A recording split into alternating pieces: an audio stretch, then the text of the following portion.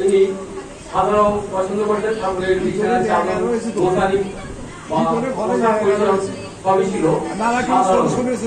ঠাকুরের প্রিয় মিষ্টি ছিল রসগোল্লা, বিশেষ করে কড়া পাকের রসগোল্লা। ঠাকুর ভালোবাসতেন দ্বিজেন্দ্রলাল রায়, রজনীকান্ত সেন, বিশ্বকবি রবীন্দ্রনাথ ঠাকুরের গান তিনি খুব ভালোবাসতেন এবং এগুলো শ্রবণ করতেন।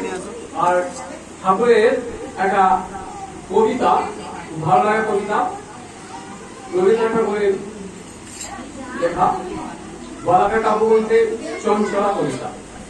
চঞ্চলা কবিতাটি কয়েকটি লাইন আবৃত্তি করছি। হে বিরাট নদী তীরে সঞ্চয় তোর পড়ে থাক তীরে, আকাশ শুনে ফিরে সম্মুখের বাণী দিক তোরে টানি, মহাস্রোতে পশ্চাতে কোলাহল হতে অতল আধারে অপূর্ণ আলোতে। ঠাকুর আমাদের জীবন পথে চলার জন্য আমাদের নির্দিষ্ট কয়েকটা নীতি তিনি পালন করছেন, যেগুলোর মধ্যে পঞ্চনীতি, যজন যাজন ইষ্টনীতি সত্যনীতি সদাচার। এই যজন মানে হচ্ছে আমরা ঠাকুরকে যেভাবে আমরা জানছি আর কি, সেগুলো নিজের মধ্যে আত্মীকরণ করা, অর্থাৎ নিজে উপলব্ধি করা। আর যাজন হচ্ছে সেই বিষয়গুলো জেনে যখন আমরা সেগুলো পরিবেশের মধ্যে আমরা বিতরণ করছি, বা আমরা এই যে বিভিন্ন সৎসঙ্গে আসছি, সৎসঙ্গের বিভিন্ন ভক্তদের মধ্য থেকে ঠাকুরের যে কথাগুলো আমরা শ্রবণ করছি, যেগুলো আমাদের চলার পথে কাজে লাগে, আমরা বা ঠাকুরের এই যে বিভিন্ন বই রয়েছে সেই অর্থাৎ গ্রন্থ, সেগুলো পাঠ করার মধ্য দিয়ে, যেমন কয়েকটা বলছি, চলার সাথী, রাজনীতি, সত্যানুসরণ ইত্যাদি ইত্যাদি, এইসব বইগুলো আমরা নিয়মিত পাঠ করতে করতে সেগুলো যখন আমাদের আয়ত্তের মধ্যে আনতে পারি, অর্থাৎ জীবন চর্চায় কাজে লাগাতে পারি, তখন কিন্তু আমরা আনন্দ থাকতে পারি। ঠাকুর বলছেন যে আনন্দ থাকতে গেলে, অর্থাৎ মানুষ চায় আনন্দ থাকতে, সে দুঃখকে চায় না, অপমান আঘাত এগুলো চায় না, সবসময় ভালো থাকতে চায়। আর এই ভালো থাকার জন্য কিন্তু ঠাকুরের এই যে নীতি নির্দেশগুলো মেনে চলা, অর্থাৎ ঠাকুরের ভোরবেলা ওঠা, ভোরে উঠে নাম ধ্যান করা, প্রার্থনা করা, এর মধ্য দিয়ে কি হয়, আমাদের মনটা ভালো থাকে, শরীর ভালো থাকে, শরীর রোগ মুক্ত হয়। আর আচার্যের দাদা এক জায়গায় বলছেন যে আমরা ভুল করি, বলছে ভুল করাটা দোষের নয়, কিন্তু ভুলটা ঠিক না করাটাই দোষের। আর ঠাকুর এক জায়গায় বলছেন যে কথা প্রসঙ্গে, do up to other as you wish to be done by, অপরের প্রতি করো সেই আচরণ নিজে তুমি পেতে করা যাহা কিঞ্চন।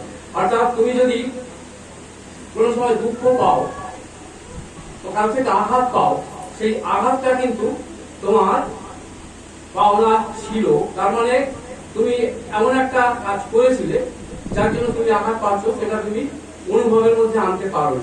আর এই অনুভবের মধ্যে আনতে গেলে আমাদের ঠাকুরের নাম ধ্যানের মধ্যে রাখতে হবে, মনটাকে এই সৎসঙ্গের মধ্যে আনাগোনা করতে হবে, অর্থাৎ সৎসঙ্গের শ্রবণ করতে হবে, বা ঠাকুরের বিভিন্ন গ্রন্থাদি আলোচনা এগুলো করতে হবে। এর মধ্যে দিয়ে কিন্তু আমরা আমাদের মনটাকে উজ্জীবিত রাখতে পারি। ঠাকুর এক জায়গায় বলছেন, আমার একটা অভ্যাস আছে, কেউ কিছু খারাপ করলে আমার মনে হয় না সে খুব খারাপ, কারণ তার মধ্যে ভালো গুণটা আছে। ওই পরিবেশের চাপে বা কোনো সঙ্গের দোষে বা অবস্থার চাপে পড়ে সে হয়তো খারাপ করছে, কিন্তু তার মধ্যে ভালো গুণ আছে।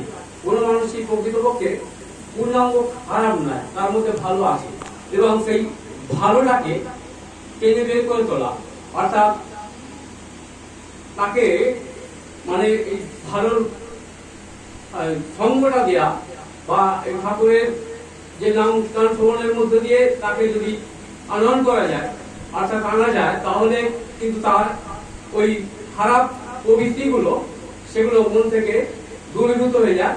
তখন সে আবার ভালোর দিকে আসতে শুরু করে, অর্থাৎ তার ভগবত সত্তাটাকে জাগিয়ে তোলাটাই হচ্ছে আমাদের কাজ। আর এটাই এই জন্য ঠাকুর আগেই বলে গেছিলেন যে দীক্ষা করতে এখন যে পিওয়ার আসলে দাদা বলছেন আমাদের এই জীবনটা দুটো ভাগে যদি ভাগ করা যায়, একটা হচ্ছে নিজের আত্মীয় স্বজন প্রিয়জনকে নিয়ে যে সাজানো সংসার, সেটা হচ্ছে পারিবারিক জীবন।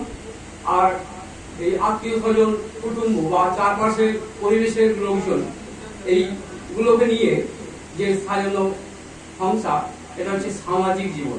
অর্থাৎ নিজেকে সুস্থ রাখতে গেলে তাহলে এই পারিবারিক জীবন এবং সামাজিক জীবনকেও সুস্থ রাখতে হবে। অর্থাৎ নিজে যদি সুস্থ না থাকতে পারি তাহলে অপরকে সুস্থ করা যাবে না।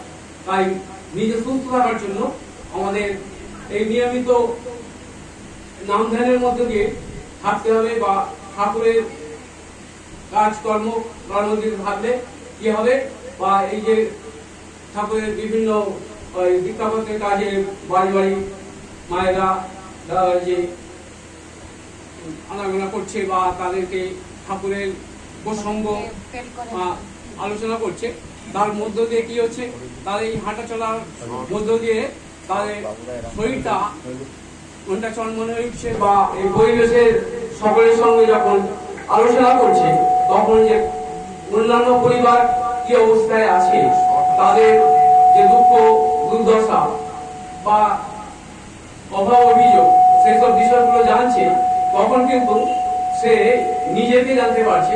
অর্থাৎ নিজেকে জানতে পারছে কি না আমরা কেমন আছি। তাহলে এইভাবে ওই জন্য বিপি ওয়ার্কের মধ্যে দিয়ে আমাদের আসলে দাদা থাকার কথা বলছেন, এর মধ্যে এই বিভিন্ন শারীরিক সমস্যাগুলো দূর হয় বা শরীর মনটাও ভালো থাকে। আসলে দাদা এক জায়গায় বেড়াতে গিয়েছিলেন, এটা বলে শেষ করছি। পুরীতে বেড়াতে গেছিলেন এক আত্মীয় বাড়িতে, আর সেই আত্মীয় তার সঙ্গে খুব খারাপ ব্যবহার করছিল। তখন দাদা মনটি খুব খারাপ হয়েছিল। তিনি গাড়িতে যখন আসছেন আস্তে আস্তে বলছেন যে ঠাকুর তুমি আমার মধ্যে এত কম কেন, যে একজন আমার প্রতি যে খারাপ আচরণ করলো সেটা আমার মনের মধ্যে ঢুকে গেল। তুমি যদি আমার মধ্যে পূর্ণ হয়ে থাকতে তাহলে এই বাইরের আচরণটা আমার মধ্যে প্রবেশ করতো না, আমাকে খারাপ করে তুলতো না। এরকম ঠাকুরের কথা ভাবতে ভাবতে আসলে দাদার মনটা সঙ্গে সঙ্গে সুন্দর হয়ে উঠলো এবং খুব ভালো হয়ে গেল। তাই আমরা এই ঠাকুরকে নিয়ে আমরা চলবো, এতে আমরা আমাদের সাংসারিক জীবন বা পারিবারিক জীবন বা সামাজিক জীবনে সুস্থভাবে থাকতে পারবো।